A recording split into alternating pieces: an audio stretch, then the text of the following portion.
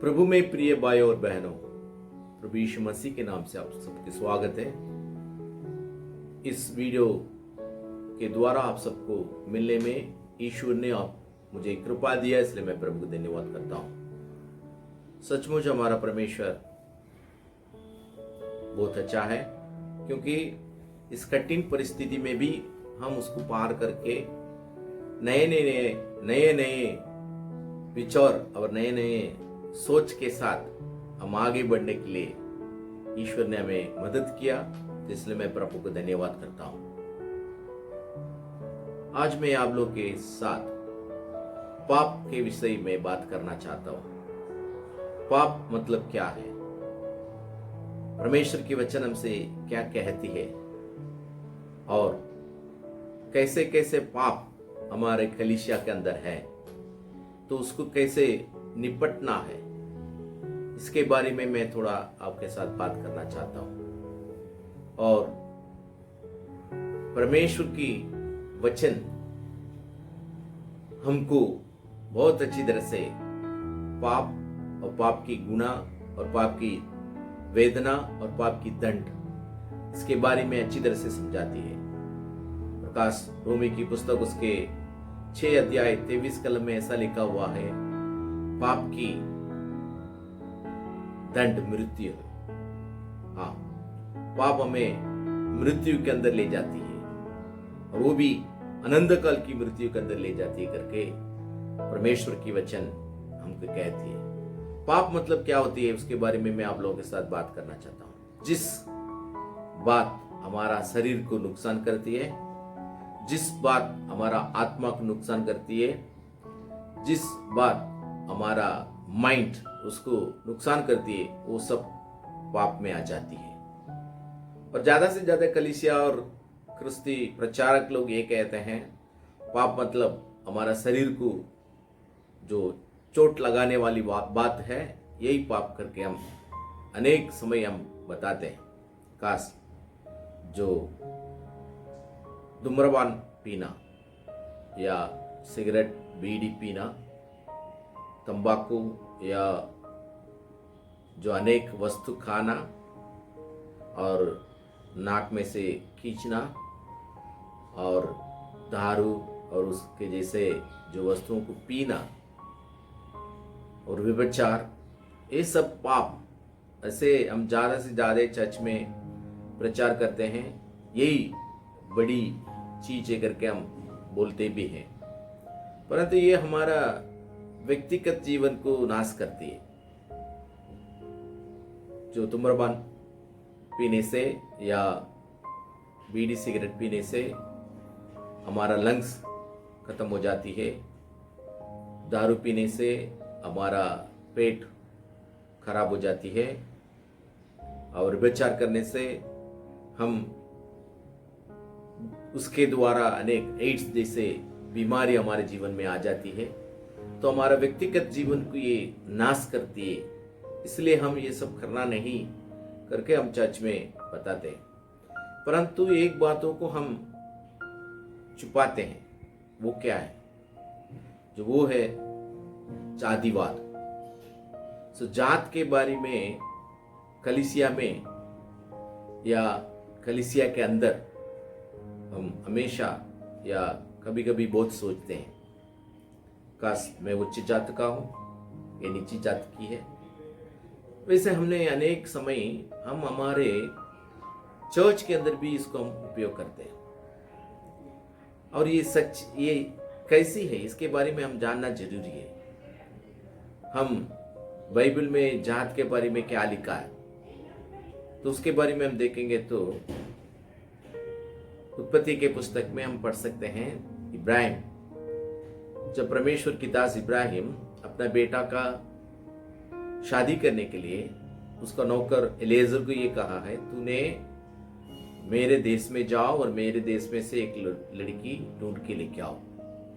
परंतु ये रहता था कानान में, क्यों वो कानान के लड़की से शादी नहीं किया, ये पहला प्रश्न हमारे जीवन में आ जाती है। तो वो भी जात का भेदभाव करता था, ऐसे कंक्लूजन में हम आ जाते हैं।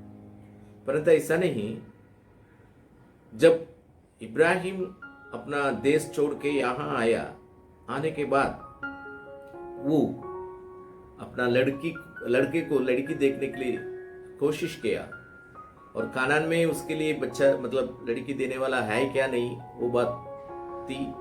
और दूसरी बात है, कानानी लोगों की जो साक्षी अपना जो लोगों की साक्षी के साथ कोई भी मिलती जुलती नहीं थी, क्योंकि ये लोग ईश्वर के विरोध के काम में बहुत लगे रहते थे।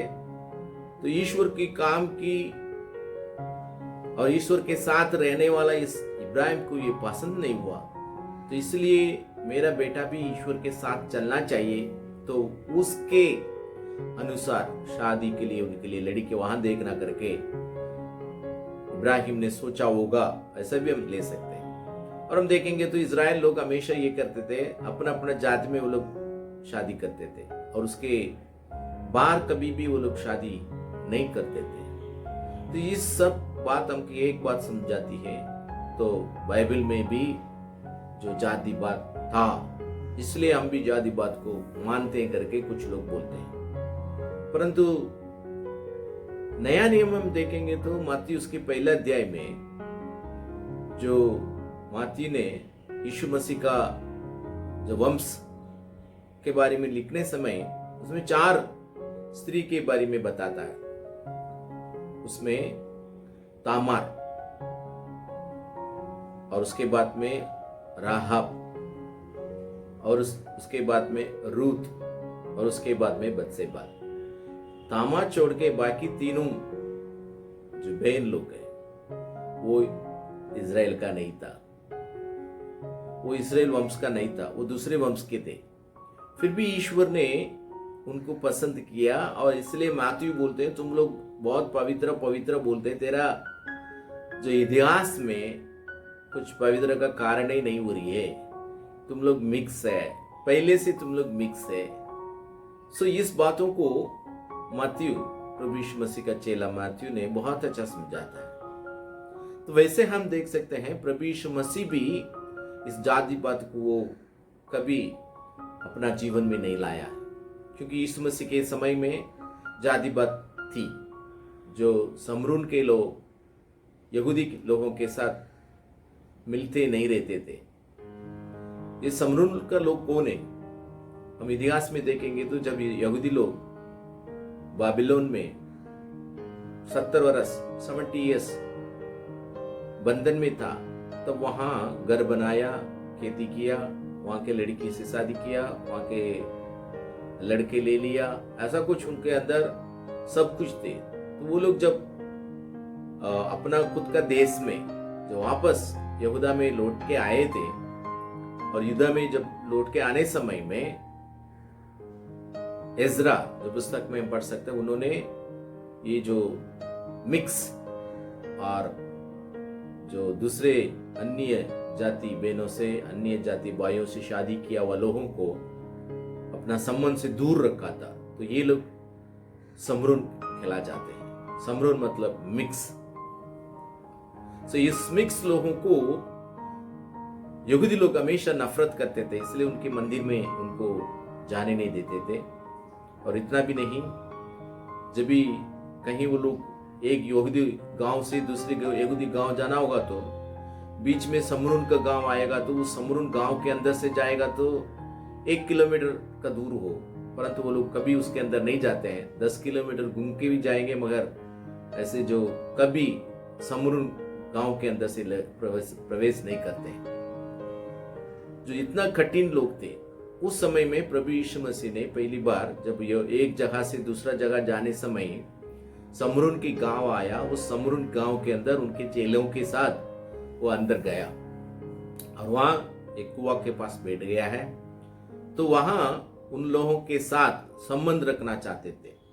बाइबल में पढ़ते हैं, एक बहन आई और यीशु मसीह उनसे पानी मांगा, तो तुरंत ही वो बहन ये कहने लगी, जो जॉन चैप्टर 4 वर्स 9 में ऐसा लिखा हुआ है, अरे आपका और हमारा कोई तो संबंध नहीं है, आप तो यहूदी है, कैसे यहूदी समरून के पास पानी मांग सकते हैं?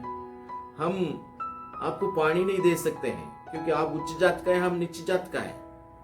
तो ये भेदभाव को इस बहन यीशु मसीह को बताया, उसमें से हमको अच्छी तरह से समझने के लिए मिलती है जो यहूदी और उनके जो बीच में रहने वाले लोगों के साथ की संबंध में कुछ तो गड़बड़ था और उच्च नीच का भेदभावना थी।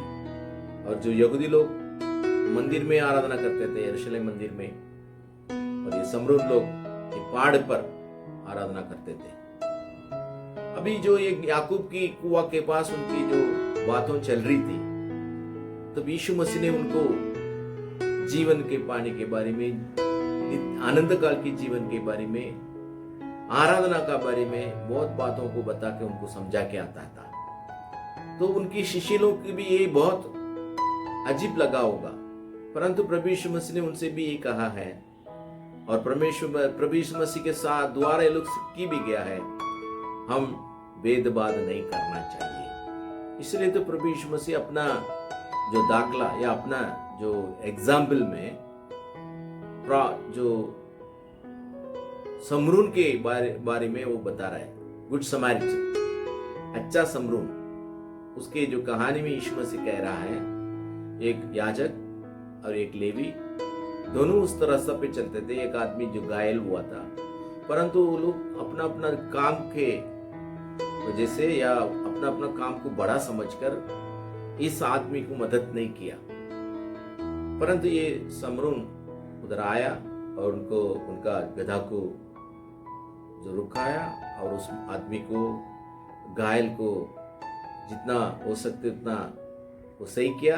फिर बाद में उसको लेके जाके हॉस्पिटल में उसको रख दिया और उनके पास जो पैसे थे वो सब दे दिया। उनकी खुद का घोड़ा में उसको उन्होंने बिठाकर उनको वहां तक लेके गया और उनको ये कहा है मैं जब वापस आऊंगा तब मैं पैसा चुकाऊंगा।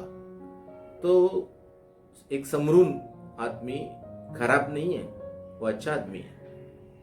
यहूदी का याजक, यहूदी का लेवी से ये बड़ा अच्छा आदमी करके यीशु मसीह अपना जो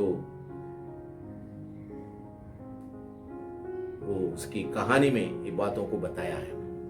और हम देख सकते हैं यीशु मसीह जितना उनके ऊपर प्रेम किया समरून के ऊपर, तो यीशु मसीह पहला जो एक्ट्स ऑफ अपोस्टल पहला अध्याय, प्रेरितों की काम उसके पहला अध्याय और 8 कलम में ये कहता है, पवित्र आत्मा तेरे पर आएगा तो सामर्थ पाओगे, और उस सामर्थ के साथ यरूशलेम, यहूदिया, दुनिया के, ऐसा बोला नहीं परंतु उसमें समरून भी वो ऐड कर दिया। उसका मतलब समरून लोग भी उनकी राज्य से दूर नहीं होना चाहिए, समरून लोग भी उनकी राज्य में होना चाहिए। इसलिए यीशु मसीह इस बातों को उनको कहता है, समरून और दुनिया और पूरा लोगों को स्वार्थ प्रचार करना जरूरी है करके इस बातों को यीशु मसीह बता रहा है। तो उसका मतलब यीशु मसीह उनके लोगों के साथ एक अच्छी व्यवहार और जो दुनिया से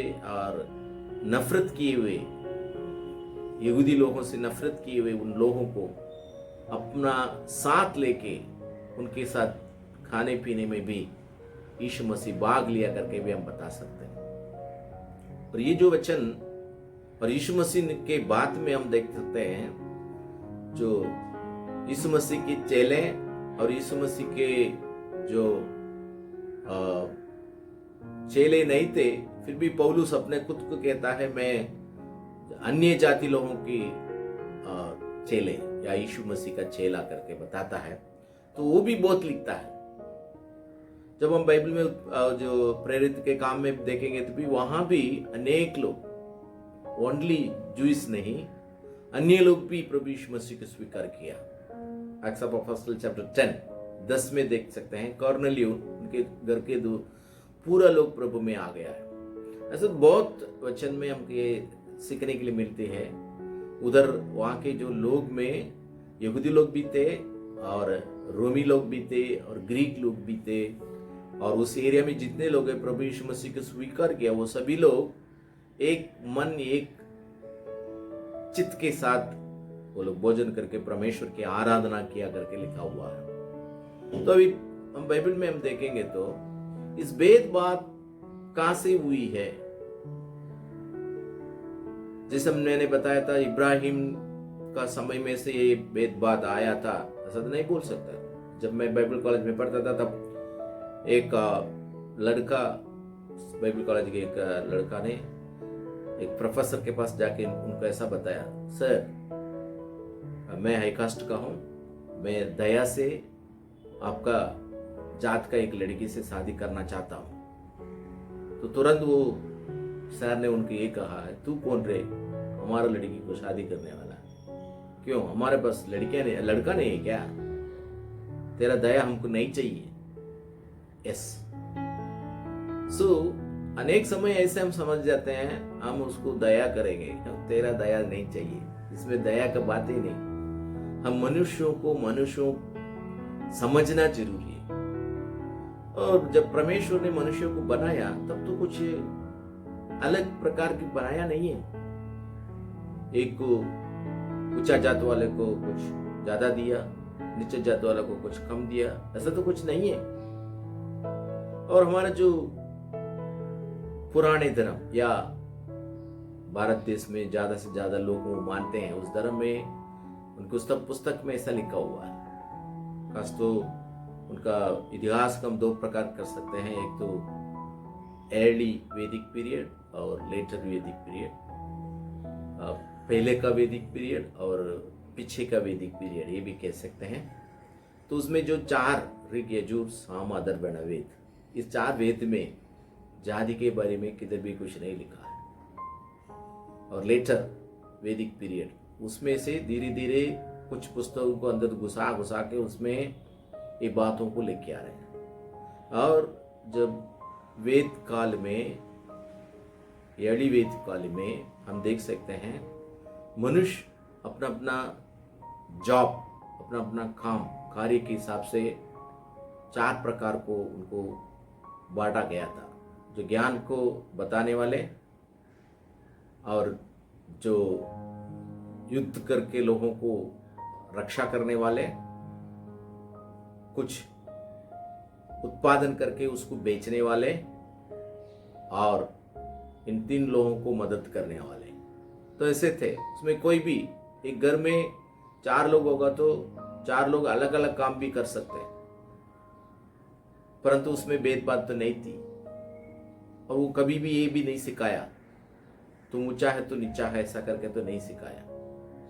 और कोई भी काम कर सकते हैं, जिसको को जो पसंद है वो कर सकते हैं। उस समय अपना अपना काम या क्रिया के हिसाब से वो लोग बांटा गया।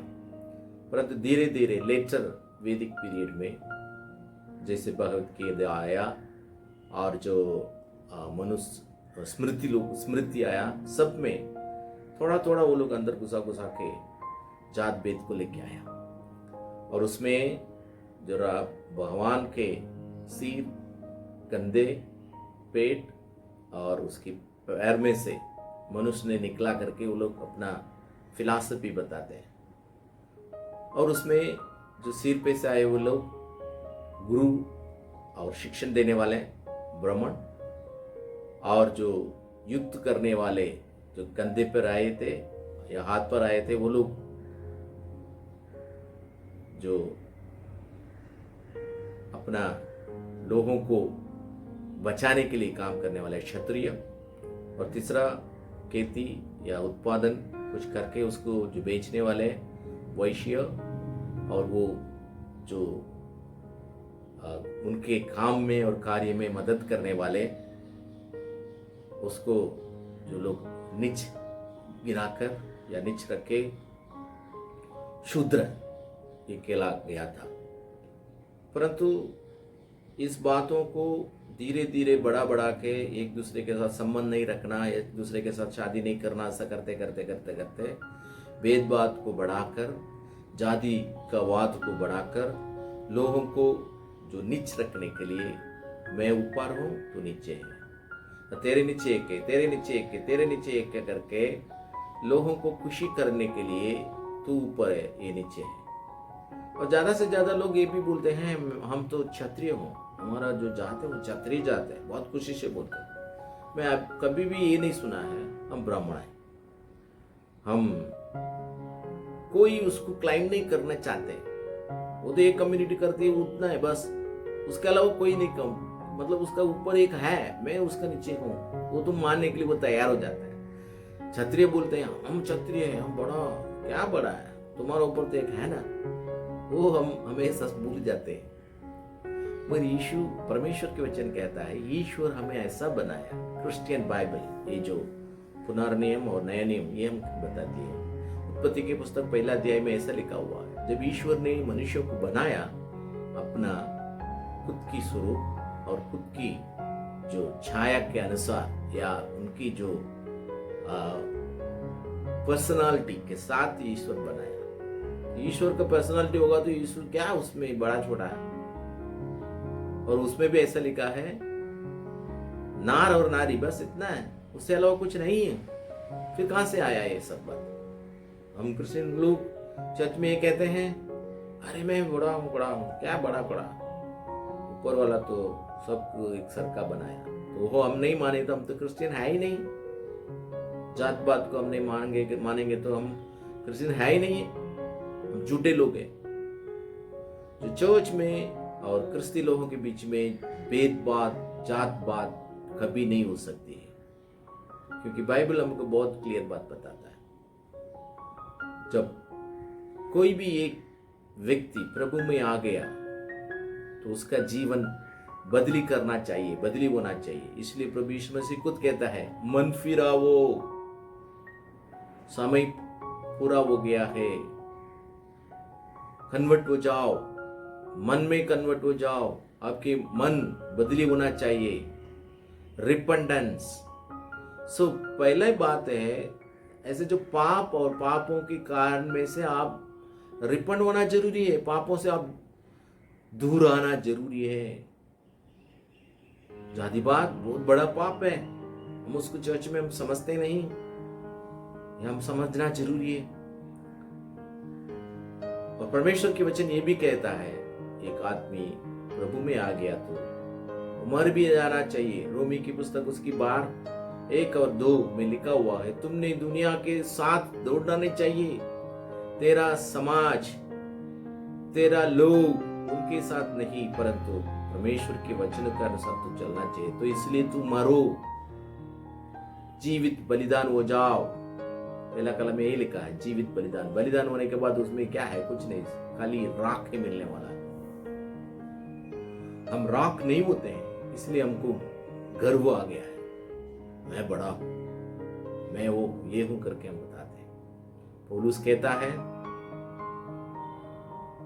इसके बाद मैं नहीं हूं, प्रभु यीशु मसीह मेरे में जीवित है, मैं तो क्रूस पर मर गया करके बताता है। हाँ, हमको क्रूस पर मार डालना जरूरी है, या नहीं तो रोमी 12:1 में लिखा हुआ ऐसे हम तो सड़ जाना, हमको सड़गाना जरूरी है, हम मर जाना जरूरी है। ये मरते नहीं, इसलिए हमको चर्च में भी क्या है, ऐसे पापों को हम ऐसे घूमने के लिए दे देते हैं। हम किसी को देखते हैं, हाँ अच्छा ऐसा है क्या, हाँ ओह तो फिर तो आप हमारा परिवार आ गया यार करके, हम एक दूसरे के ऐसे, हम एक परिवार है, प्रभु यीशु मसीह का परिवार है, उसको भूल जाते हैं और दुनियादारी परिवार का हमारा ले लेते हैं। इसलिए पौलुस कहता है गलाती उसकी 3 अध्याय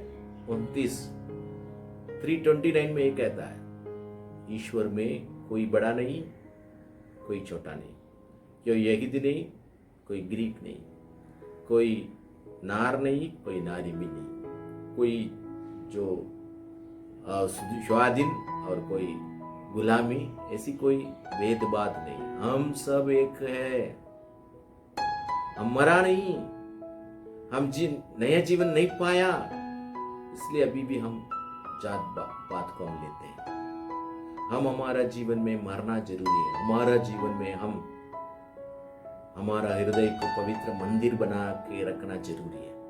तो दोस्तों, भाई और बहनों, हम हमारा जीवन को समर्पण करेंगे। मैं यीशु का बेटा हूं, मेरे में कोई भेदभाव नहीं, मैं मर चुका हूं, मैं प्रभु में मर चुका हूं, मैं क्रूस पर चढ़ गया हूं, मैं अभी नहीं, परंतु क्रिस्त मेरे में जी रहा करके, जैसे पौलुस कहता है वैसा हमारा जीवन को बताना जरूरी है। हम आगे बढ़ेंगे, जरूर परमेश्वर हमारे जीवन में बहुत बड़ा चमत्कारिक और आशीर्वाद करेगा। परमेश्वर हम सबको आशीर्वाद दे। आमीन।